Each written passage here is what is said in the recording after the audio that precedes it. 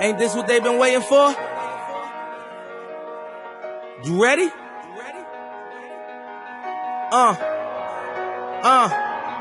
I used to pray for times Welcome like back this. to season 14 of Podward State. This is episode 1 of a brand new season, new semester, and you're here with me and Siroty. Siroty, how are you doing today? I'm great. How are you? Hey, it's too cold, actually, but I'm good. How are you? It was kind of a blizzard on my way over, but we're on the up. Second week of school, we've already got some snow, and snow at Penn State is the one thing that makes like the cold a little more bearable. Like, at least it looks pretty then. So feeling great. We've got a great guest coming up tonight, Mr. Brian Tripp. Yeah. So should be a great episode to get back into the swing of things. Yeah. You want to just get right into it? Let's just go. Let's do it. When I departed, I go and get it regardless. Draw it like I'm an artist, no crawling. Went straight to walking with foreigns in my garages are foreign. Menaging, sucking and swallowing anything. Now we're excited to get into our interview and welcome on the voice of Penn State men's hockey and baseball and the football sideline reporter for the Penn State Sports Network, Brian Tripp. Brian, thanks for coming on the pod. I really appreciate both of you having me and looking forward to it. So you're a Penn State alum and now the play-by-play voice of two prominent teams here on campus, but take us back to the start of your journey. How did you first get into broadcasting? Yeah, so my brother is 2 years younger than me, and he always played peewee and midget football growing up. So we would go to his games. They were on Sundays, and I was a big Eagles fan. Grew up in the Lehigh Valley in eastern Pennsylvania, big Eagles fan, and certainly didn't know it at the time, but would always, and I'm going to date myself here, would listen to his games on a Walkman, or listen to the Eagles games while his games were going on a Walkman. So I'd listen to Merle Reese and Mike Quick, who still do the Eagles today, and that's how I felt like a huge Eagles fan. That's how I followed the game.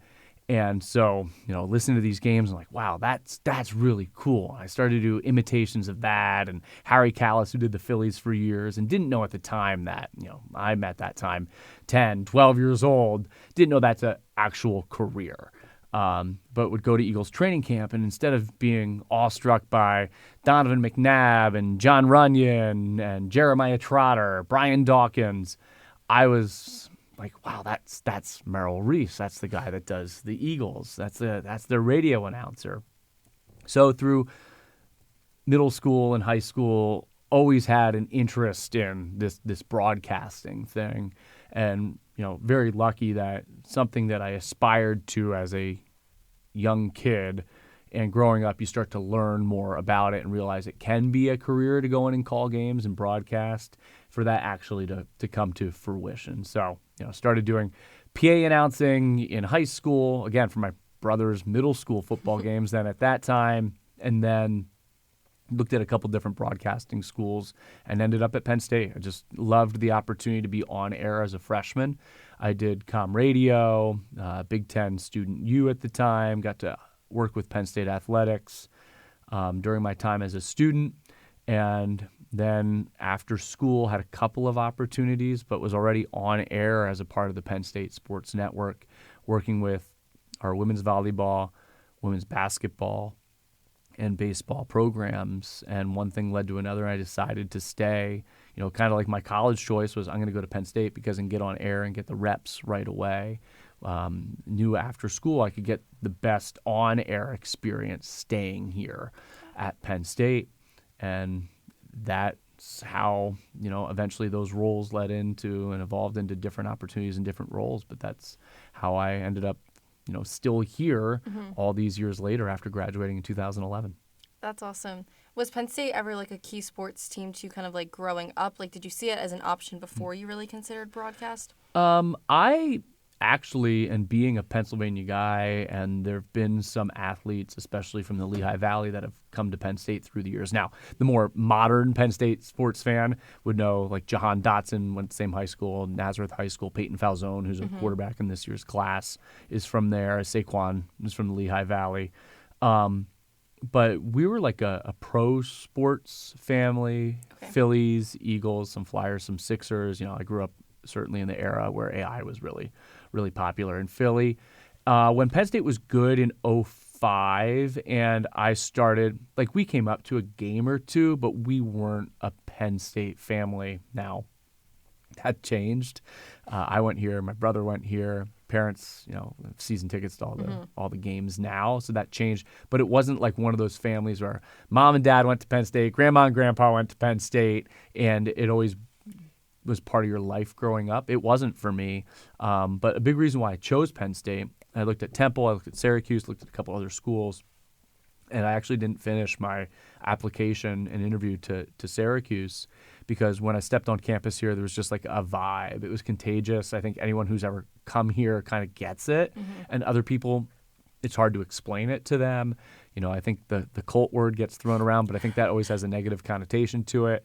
I don't know that it necessarily should. I think there's something special about the place. I think there's a feeling of comfort, a feeling of home, and a feeling of that sense of community where all the students, I think you see it with the athletes, fortunate really to work with at some point almost all of our 31 teams at Penn State.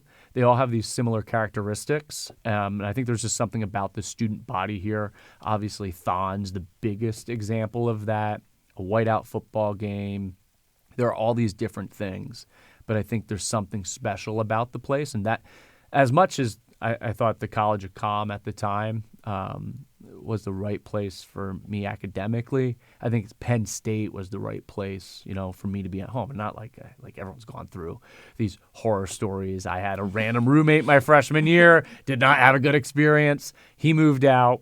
Another random roommate moved in who really was a much better guy. But I can't tell you, every day it was great. I'm coming from, everyone I think deals with that, and everyone's like, well, what do I do? But ended up, because of my 4 years here, not only with what I was able to do, broadcasting and student radio, but became, a different person, really matured through the college experience. I'm so glad that I stuck with it. Yeah, I couldn't agree more about the vibe. I remember I was so against coming here, and then I stepped onto campus.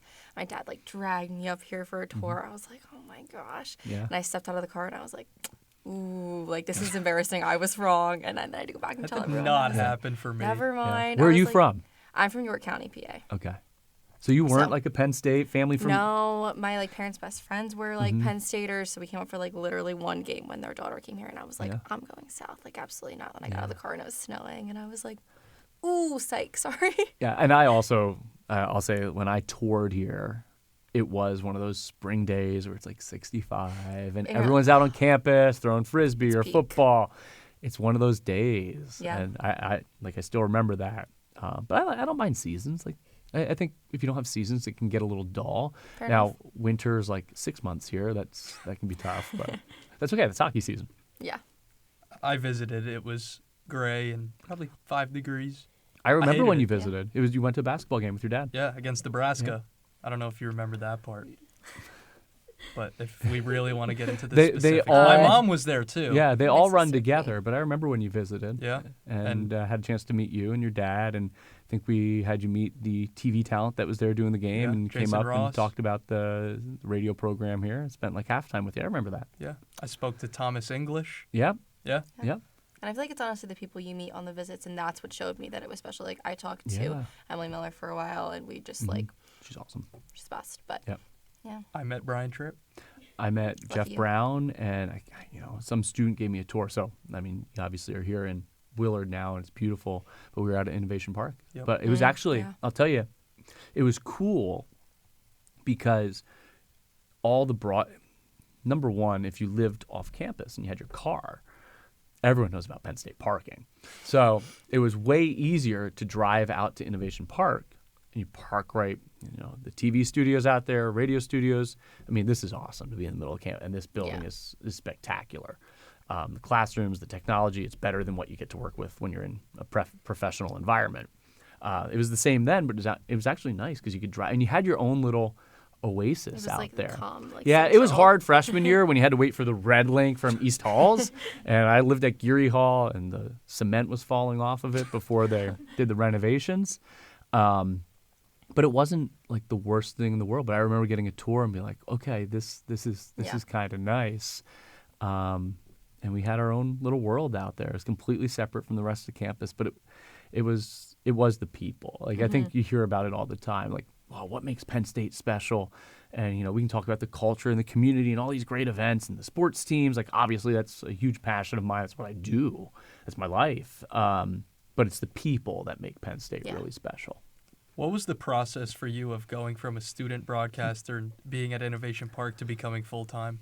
Yeah, I think it was a natural evolution and process where I don't think like all of a sudden I realized I'm in the working world. I'll say all of a sudden you have to pay bills, and my first job out of school, I was covering the women's volleyball team, and this is right after their run to 4 consecutive national championships and their match win streak.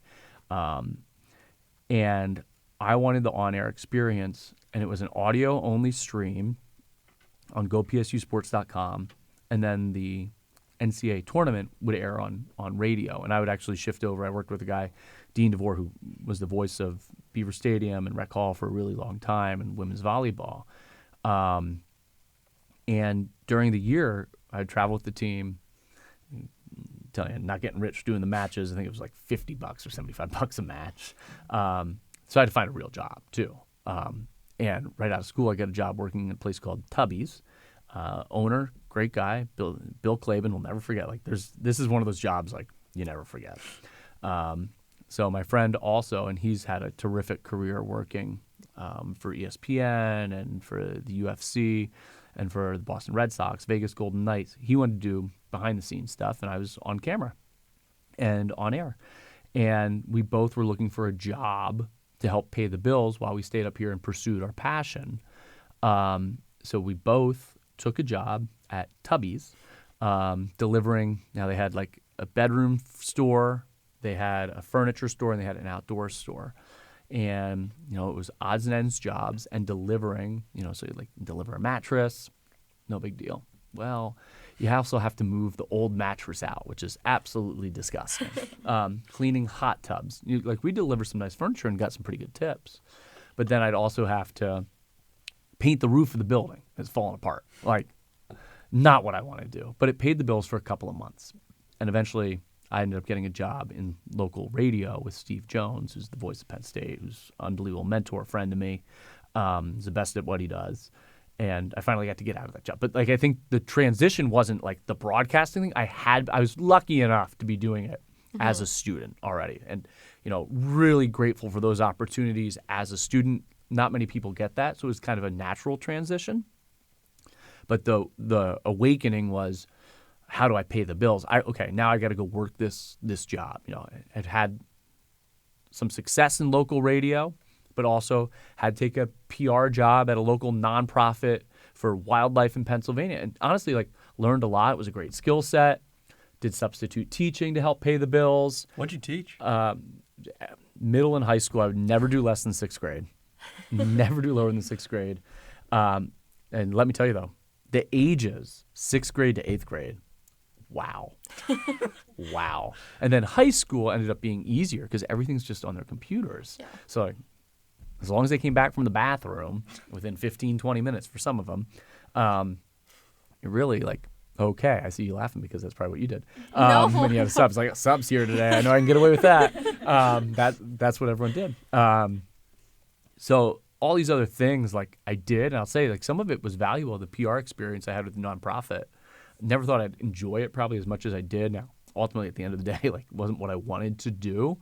But when I talk to students, and I teach a couple of classes in Belisario now, it's always have a diverse skill set. Be versatile in what you do. Be willing to say yes to things because you may need to do that to get to where you want to be. Now, I was lucky that I only had to clean hot tubs and move furniture. The guy, you talk about wild jobs. The guy that I drove in the truck with, he's from, I don't even know, he's from somewhere, rural Pennsylvania, and came in and he needed the job. Nice guy. But he goes to me one day, he's like, let's play a game. I always play with my family. And I'm like, okay, older guy, camouflage truck. And he's like, we're going to play Name That Roadkill. I'm just like, I really need to find that other job. Talk about something to motivate you. Yeah, we're going around naming the dead animals on the side of the road as we're delivering furniture to people's houses. Good stuff. You mentioned Steve Jones, and obviously he's like a huge inspiration to anyone really involved in broadcast at And Penn friend State. of the show. And friend of the show, very important. He has been here before. But what do you think like the biggest lesson you've learned from Steve, either as a friend or as a mentor in broadcast, has been? And I'll tell this to students and anyone getting into the profession. Look, you can be really talented, but I think there's a couple things about Steve. Number one, he's got an encyclopedic memory, and not everyone is blessed crazy. with that. He can tell you, who scored the touchdown and what time of any Super Bowl, and who played and where it was. Like, okay, that's a gift. It's a gift that serves him well in the profession. But that's not to say he doesn't prepare his butt off. Every practice, every morning workout for football, he's there. I can tell you that's something not many people in the profession do, if any. Part of that's a testament to Joe and Bill O'Brien and Coach Franklin for the access that they've given him over the years. But he's there, and he's taking advantage. He's watching film. He's watching games back. He's doing his charts weeks, if not months in advance. So he has an understanding of, he's a constant student of sports media, and Penn State and college football or college basketball. Like, I think people don't realize how much he puts into it. And so his level of preparation, knowledge, that's one thing I learned, like what it takes to be really good. The second thing is how he represents himself and conducts himself. He represents Penn State, and he represents it at the highest level. He knows that he's there to broadcast, and he's more than gracious with his time with fans, family members, the athletes, but he also knows that he is a public-facing figure, or voice in this case, to something that's a little bit bigger than himself. And how you conduct yourself when you're working for a team, program, organization, university, that is equally, if not more important, as a part of the job. And these are, now I know it's changed, even in the short time that I've been a professional. Like, I get they're getting paid now. I get that NIL is a factor in it. But he still treats them like they're same as you guys, 18 to 22-year-old kids trying their best. But he really represents not only himself at the highest level, but I think Penn State, and that's something I've learned from him too. That's awesome. You've been with Penn State men's hockey since the program went D1. You've been there through some extremely low lows and now some really high highs. What's it been like to see and be a part of the rise of the program? Well, it's been fun to be there from the beginning. Guy and I are really the only two, and I came in the first year of Pagula, so there was a year where he coached the club team and a year he coached the transition from club to D1 and played a half club, half D1 schedule. And, to see it as a student, I went to a couple Icers games at Greenberg with the low yellow dim lights, and, it sat maybe 1,000 people, and they're late on a Friday and Saturday night. And they're pretty good, and they're pretty wild. But to see the arena being built, and I knew as a student when they made the announcement that it was a big deal, but I don't know that I comprehended at 18, 19, 20, 21 years old, whatever it was, as big of a deal as I think it is. It's been fun to be a part of the journey from the beginning, and the outdoor game coming up next week. There's going to be so many alumni coming back, and they're doing an event for alumni after the game. And I remember the trip to, Alaska and Tommy Olchek, and I remember the trip to, all these trips and different games and people through the years. It's really cool. And people thought that for 10 years they weren't going to win a game. And because of Guy and his staff, obviously the donation from Terry and Kim Pagula, but the people that they brought in and their vision, they're really competitive after 2 years. They won a Big Ten championship after 4 years. No one thought that was possible, going against the likes of Minnesota, Wisconsin, Michigan, the Blue Bloods. So it's been fun to be on the journey. When you ask the question, you start to take a step back and really reflect on it, to see the people, the contributions they made, the different personalities through the years. It's been fun. I don't think I'd have the appreciation for what they accomplished last year and hopefully are going to accomplish moving forward if you weren't through that. And I can remember all the games, good and bad, The first year when they won 2 Big Ten games, just going nuts. They won an overtime game at Michigan. And our director of ops at the time, Bill Downey, who now works for the Hershey Bears, tackled me over the radio gear because David Goodwin scored an overtime goal in Yost to beat Michigan. It was awesome. And we went nuts because they won 2 games. And now it's, pressure's changed, expectations have changed, but they've earned it. And Guy did that. And I don't think anyone else could have built the program with the exponential growth as quickly as it happened as Guy and his staff. And then, to see them reap the ultimate reward, very rarely does someone build something and then also get to experience the top of the mountain. And that's a testament to him as a coach and as a leader and all the people that have supported it through the years to get it to where it was last year, and to see so many people that were either there from the beginning or pretty close to the beginning to get to experience that at the end. It's really cool. But I don't think it would have been as special without being there for all those, you can ask me about different moments through the years. Without being there for all those from the beginning, I don't think it would have been as special. And as a Penn State, or couldn't be more proud to be affiliated with the Penn State hockey program, because they do things at the highest level with the utmost class and honor and respect, and the way they conduct themselves and their standards. You won't find a better program. Were you at all a hockey guy before you took the job? Well, I remember growing up and following the Flyers pretty close with the the Legion Doom. And it was Eric Lindros and John LeClaire and Mikhail Renberg. So yeah, watched Flyers growing up. Followed hockey. Didn't ever think that would be my path. Yep. Always thought if I got a chance to broadcast hockey, I'd be good at it, to be honest. So when the job I knew was going to open, I went to Hershey and did a demo tape of Penn State versus the Ohio University Bobcats in that transition year from club to D1. I think it was okay. It was kind of me by myself. Certainly wasn't great, but I think it showed that I had the initiative to do the job and probably could do it. And then I think what more so was those years as a student and the first 2 years out of school, working with the other programs, hey, we think he's decent enough at this that he can do it, but also, all the programs having him around. As I said, I learned that from Steve. Mm-hmm. That is equally as important, being a good person and being personable and fun, but also knowing your lane when you're with a team that's competing.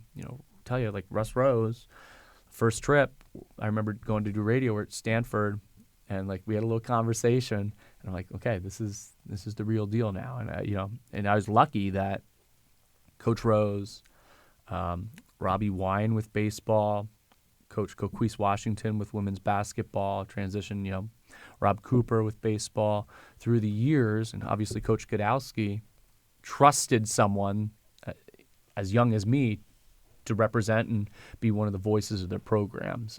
So yeah, really lucky, people in Penn State athletics at the time, the late Greg Myford, Jeff Tarman, and Jim Nachman, wouldn't have had those opportunities, Mike Wiersbicki, without their support as well, which is really important.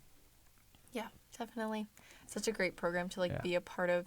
And I know you've traveled with them for a while. But do you think you have a favorite away game location that you've been to? A favorite away game location? Well, I've been to every. I can't speak to all the West Coast schools yet. I've not been to all the West. I've been to every Big Ten campus, a lot more often than I care to admit. With volleyball, basketball, baseball, hockey through the years.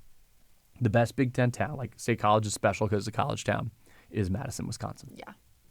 I feel like everyone always compares them so closely together. I've never been, but it's on my bucket list. Yeah, heading there in less than 24 hours. And I don't know if you know this.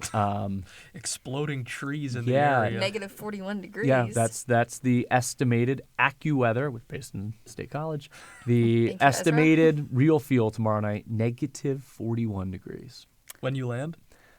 No, I'm assuming that will be sometime after I go to bed.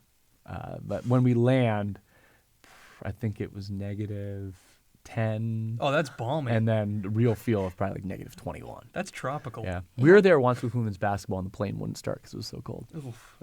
I could tell you, I know the best restaurants, best late night spots when I was younger on the road. Yeah. How's the booth view?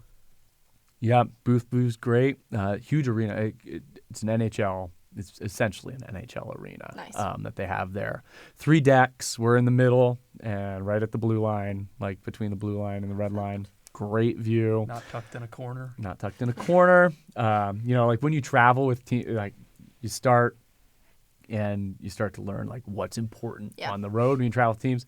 Hotel location is there. What is the hotel like? Like beds, TV, gym, and then what's the booth view like? And they don't do it anymore because everywhere's cutting budgets. It used to be like, what's the food going to be like in the press box? You should read so now it's restaurant. Yeah, so now it's like restaurants and foods in town is important. Yeah. So Madison's up near the top because that's like food and beverage town. Yeah, definitely. Good stuff. You teach here. Mm-hmm. If you want to talk about that at all, we'd love to hear maybe like your favorite memory as a professor. Having me in class. Yeah, probably this one. But Yeah. if there's any parts of that kind of stand out, I know we've talked about like how the people are so important. Any of those connections you've gotten to make, like. Yeah, so it was really lucky that John Affleck and a few others gave me the opportunity to be a part of it. Like it's something I just thought I'd enjoy. So taught Comp 260 last year, and then in the fall taught Comp 260 in sports broadcasting. And then now in the spring, I'm just teaching 477 sports broadcasting as an adjunct. Great class. Everyone should take it. Maybe it'll be my second Curley Center class. It should. Yeah, I enjoyed it. It should be. It should be. And we're revamping it, like some things, just trying to figure out what works because, my literally first year doing it. So I learn as much as I think the students probably learn. Like I'm learning from them. Get some really funny excuses as to why people weren't going to be in class. There's just like... What's the best one? She's probably going to listen to this podcast and know that. But she told me after, she's like, I know you're going to put that on your slide for next semester. Young lady said that she had too much Delsum cough syrup. And she was crisscross applesauce on the floor, imagining dragons, and was in the hospital. And it all started because she just wanted a Shamrock shake really bad after her shift and went to McDonald's. And I'll never forget it.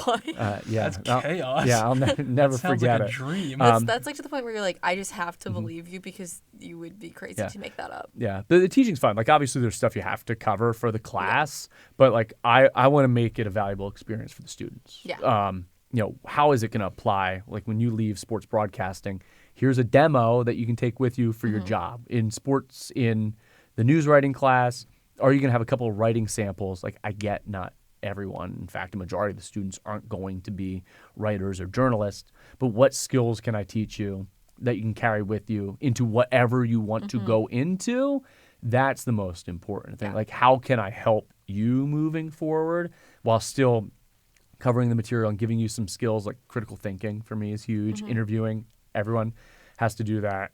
Public speaking, right? There are some things. Can you go up to a stranger and do a personal? Like for some people, that's a really difficult assignment to do.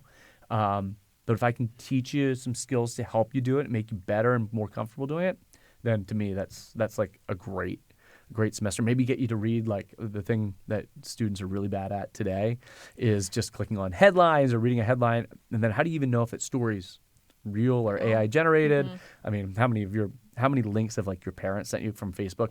Oh, did you see this about Drew Aller? Oh, did you see this about James Franklin? Like, no, that's not true. Not real, Grandma. Yeah, so trying to get you to actually like read and think critically. I like there are certain things we want to accomplish, and I hope people enjoy it. Like I just want people to enjoy it and want to come to class every day. That's the most important thing. Yeah, and that's a good motivator too. And I feel like you've definitely probably had some good students cycle through there. Yeah. Maybe like this one. Well, I'll tell you, doing it at 9 in the morning is a lot different than doing it at like 4 in the afternoon. And I also realized, like as an adjunct, like have some work to do during the day. You don't want to go too late because I got this club, I got this activity. I got my sorority's having this. It's like, all right, like your sorority also had that the last 5 weeks. So I don't know that that's entirely true. I think he's talking to you. All right, that's enough. I was gonna. Sorry, that I did not know. Like that was not that was not directed. I didn't know. No, it's okay. I promise. I didn't even like Google. Usually I Google who's doing the interviews before coming in. Sorry. I didn't Google either of you. Oh, wow. Okay. You've also been involved in More Plus, which is kind of up and coming. What has that kind of vision for that been like, and how are you kind of bringing your broadcast side into that, kind of looking at that human-centered side of things? Yeah, I love to tell student-athlete stories and work with athletes and help them achieve. So ultimately, like I think, what can you do to help student-athletes tell their story? Some of it's centered on their content that they produce, but for me also another way for fans to connect with our athletes. And at the end of the day, like college sports, I reference, like money's a driving factor. Like we all get it. We all understand it.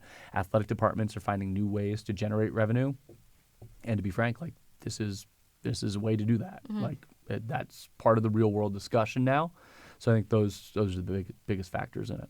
Yeah, Something we ask all of our guests is for advice to a specific group. You have been through it as a student, now a professor. So if we could get your advice just to the general population of Penn State students. It's funny because I've read like the Q&As that Podward State does before, and I thought you were going to ask me what The dinosaur I dinosaur? Well, wanted to be. you Yeah. can still answer that if you We want. still have more. We're not done. You don't know what's next on my list. I'm scared. Advice, pursue your passion and pursue your dreams.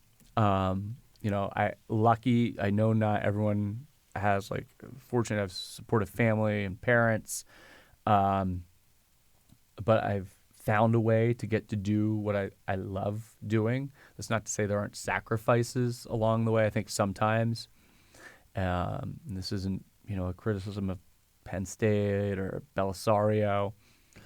There's like real world things, when you work in sports, you work nights, weekends, holidays. It's when the games are. And your friends might be out having a good time, or cousin might be getting married, or you just want time to enjoy yourself, or you have to make sacrifices.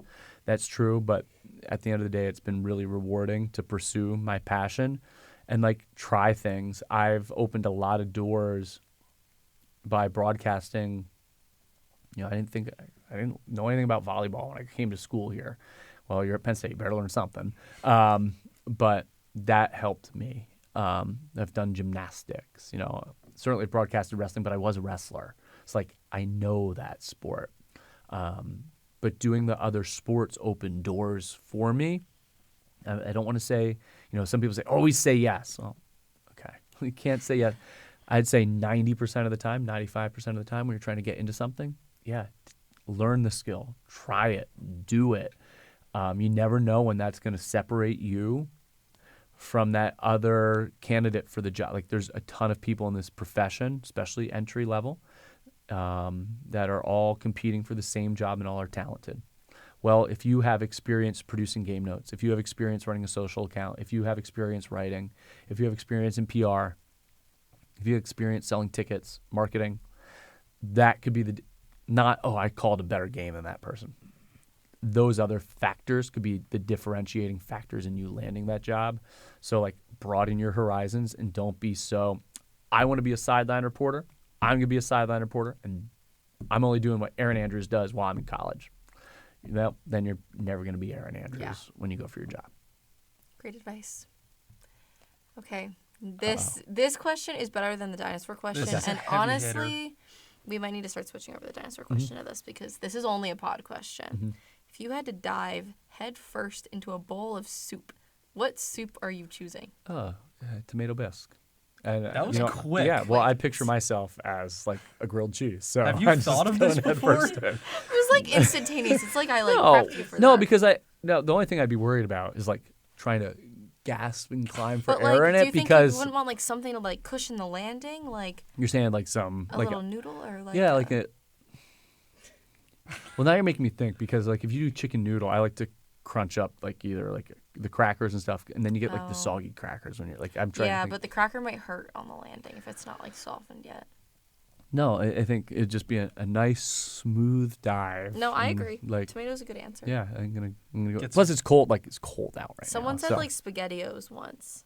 Is that I think does that might that have been Hannah. qualify as a soup? Personally, for me, no, but I mean, does like chili qualify? Do bean like? yeah, what- I would where- say chili does. Like, Like, you- I would do first like, of all, you can't.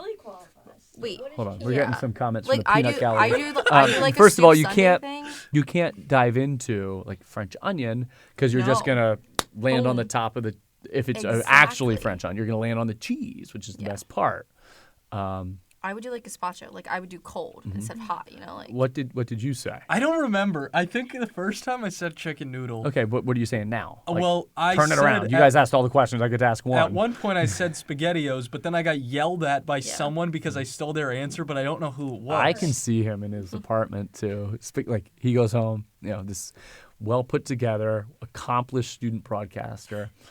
Oh, I hope I get the right letter or shape in my SpaghettiOs tonight. Like there's definitely like a wild kid inside of Michael Siroty. Like there's definitely that. maybe It only you'll comes be out the with next SpaghettiOs. guest. Yeah. But there is a SpaghettiOs are difference. good, by the way. There is a I difference really though. disagree If on you that. eat the mac and cheese, the shapes are way better than any other brand of mac. yeah. Like if you get like the SpongeBob shape, I don't even know what they have anymore. Wait, the I agree shapes with are the better steak. than just the regular noodle. I agree. There's something about it. I agree. You know where I had some really interesting mac and cheese the other night? Champs. They used to have the best mac and cheese. It was not the best mac and cheese. Well, they used to have the best mac and cheese at East on the second. I don't know if they still have it. The dining commons are used the main side, and then there was like a second place upstairs. And I don't even know what the dining commons look like anymore. But there's a second place upstairs on the other side. It was the best mac and cheese ever. Best mac and cheese in town. Well, there used to be Baby's Diner across from Dunkin' and the My Den. mom loved that place. It was the best. It Yeah. was the best. Now it's Bubba's, right? Now it's Bubba's, and it's Bubba's open is once a week. opening a little late night spot too. They just posted on their TikTok, so Well, hopefully it does you better guys should than probably check that out. Once it's a Bubba's. little warmer, I'm going to get a shake at Bubba's. Yeah, I'm into that. All right, last and final question. We let our guests pick the intro song to the episode and the outro song. So, what are you listening to? What's a key song for you? Kind of representative.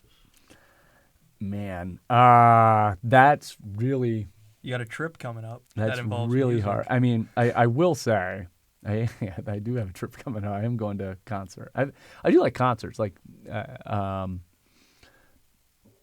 I'm going to see John Summit. No way. Yeah, I'm going to see John Summit. And Twin Sick in one weekend. Yeah, well, because I'm going to the Waste Management Open. That's which awesome. will be my second time. It's really cool. That's fire. Last time, Spieth hit one over into the weeds and the sand and the rocks and got to stand right next to him as he hit it. And he's like, oh, when he hit it, terrible. Wait, like, is yes, John Summit like- going to the Waste Management Open? Well, he's He playing. was They, just they at the have college they have championship. they have a. When I went last time, saw the Chainsmokers. So they have a stage tent set up separate at the golf course, but separate from the Waste Okay. Management. They have to buy tickets too. There's just something about when you hear Dreams and Nightmares, it gets me like fired So up. is that like your intro? Or your I'm going to say that's an intro because that's a hype yeah, I'm into song. Make sure it's the clean version. that. Don't worry. Yeah. I don't want the pod to be canceled.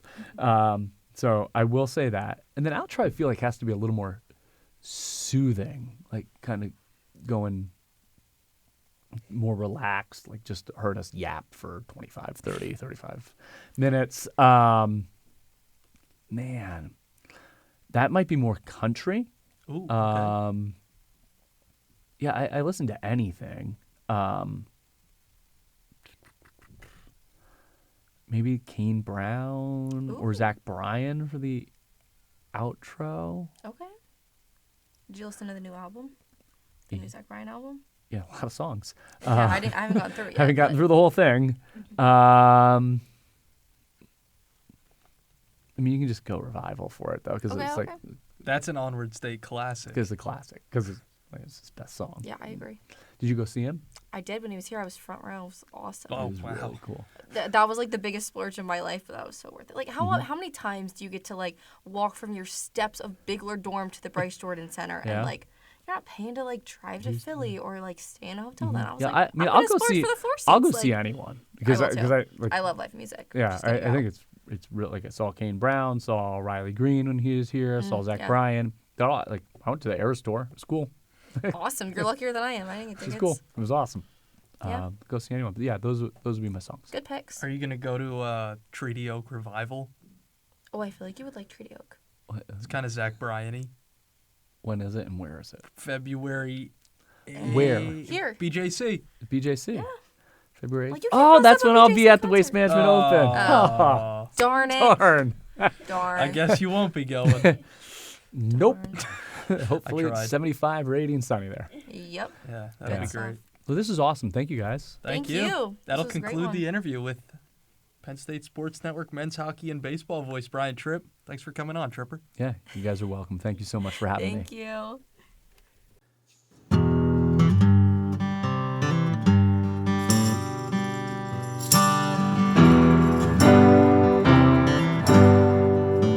That was a great interview with Brian Tripp, professor to a lot of students in Onward State, so it was great to hear advice from him. I'm here with Ella, and we're just going to run through some quick headlines to catch you guys up on all things State College. So, Ella, do you want to kick us off? Sure. So Happy Valley Casino is coming to town. It's going to be in the Macy's section. Can't wait. I know, right? Macy's section of the Nittany Mall. And there's going to be 600 slot machines, supposedly. And like a food and beverage area. So Great. exciting stuff for some college kids. Yeah, maybe that'll be a hit 21st spot. Exactly. I don't really know. Exactly. Vegas meets State College. And then in other news, we had probably the most famous celebrity that I've ever seen in State College ever make an appearance at the press. What was that, last week? Yeah. Puxatawny Phil was here, guys. And did I really want to go? Yes. Was the line, all wrapped the way around to the den? block. Also, yes. We had some staffers that were able to brave the cold to meet him. Said he was chill. Also said that he was in a tube at most points. He came out of it a couple times, though. I don't blame saw him. I don't blame him. Because if I was him and I was meeting a bunch of random Random college students. yeah, I would probably want to hide in a tube too. So, yeah. Did you get to go, Ella? I did not. I didn't really want to stand in the cold. Yeah, we So- were. I can see the press from my apartment, and we were Yeah. watching the line. Wasn't going down. The event was till 5, and we were like, if we go at 4:45, there's gonna be no line. It's gonna be great. Blah blah blah. Oh, so the line was actually around the corner until maybe 6. Wow. So really happy for the people that got to go. Probably once in a lifetime experience. Didn't get that chance, but maybe he'll be back. Yeah, exactly. Yeah. Well, that was headlines. Now we're gonna run into some sports. I'm Hannah. I'm Ella. You might be seeing Ella in like maybe 2 seconds. All right. Thanks, guys. All night revival. Some will call the women and some will steal the Bible. All right, I'm back. Now we're talking about sports. That's Ella. I'm Michael. Welcome back to Podward State Sports. Both hockey teams are on a roll right now. They really are. The men's team is rolling, and Beaver Stadium game Exciting this stuff. weekend. I'm excited. I can't wait. Are you going? Yes, I am. I got tickets, so It's going to be awesome. yeah. It might be freezing, but Who cares? The team is a little banged up right now with some injuries. We're recording this. They're going to Wisconsin this weekend, as Brian talked about. They're 16-6. This would be a great weekend to get some more points in the Big Ten. Wisconsin's number 5. And Penn State is making a push for the top spot in the Big Ten. They're not there yet, but this is a big weekend to keep going. I believe in them. And Gavin McKenna might be picking up some steam. Didn't he get did he get 2 points last game? Yeah, he had a 2-point game against Notre Dame. Good stuff. Goal and an assist. Good stuff. The other team at Pagula is Crushing really it. good. They're 22-4.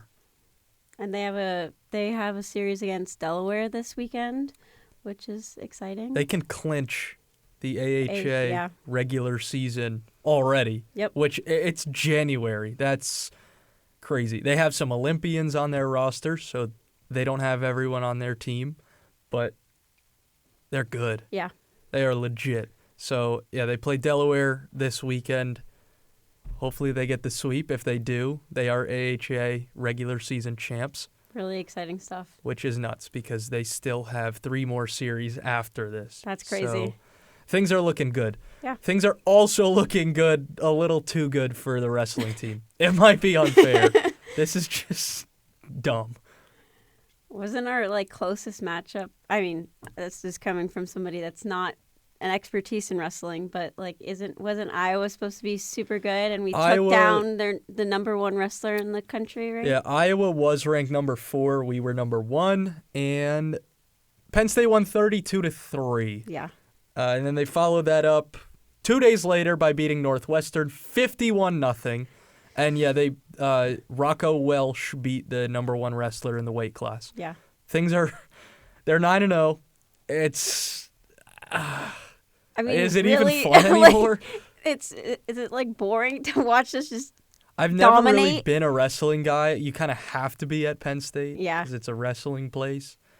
They don't play Indiana. They have a match against Indiana in 2 days from when we're recording this at Rec Hall. I would expect another giant win because that just seems to be automatic. Yeah, but I just got recently into wrestling the last 2 seasons, and it's been really exciting. Have you gone at all this year? Yeah, I've gone to one. Do you understand it? My grandparents are big wrestling people, so I've begun to understand it. But it's hard to get into because you really have to sit and watch and understand the rules. But I don't really get it. It's fun to watch. 2 BJC duels still coming up against Ohio State and Nebraska. Great stuff. So things are going well, and hopefully they continue that way. I can't see a world where they don't. Yeah, exactly. Anything else? I don't think so. Sports are fun in Happy Valley. Exactly. It's awesome. Exciting. Well, that'll do it for sports. I'm Michael. I'm Ella. For the sake of my survival, baptize me in a bottle of bean for Johnny on the. Well, that was a great interview with Brian Tripp. Great guest. That was some good advice, and Yeah. he's great at what he does. Great insight, and I feel like he's just we talked a lot about the people of Penn State, and just you could tell even from 35 minutes of talking together, just his kindness, and he really cares about the community and what he does, and I think that's super important. So thanks for catching up with us. Great first episode back. Yeah. Here we go, season 14. 14. We're old. Yeah. We've been here since season, 10? 11. 11. 11, 12. Like yeah. We didn't even mention that me and him were matching. They were matching, if you guys couldn't tell. A little bit of different texture on the shirt. Also, our logos were flipped. Yeah, I did notice that. But it's probably you because... You guys both had, the chain peeking out, too. It was, He did give this to me. That's really cute. So... You guys I should have made him share that story. Well... You know, equipment manager Ben gave it to him to give it to me. There you have it. So thank you, Ben, and thank you, Brian. Thank you, Brian. For the gear. And thank you guys for listening and tuning in, and we'll see you back next week. Season 14. 1, 4, ooh. Boom. Bye.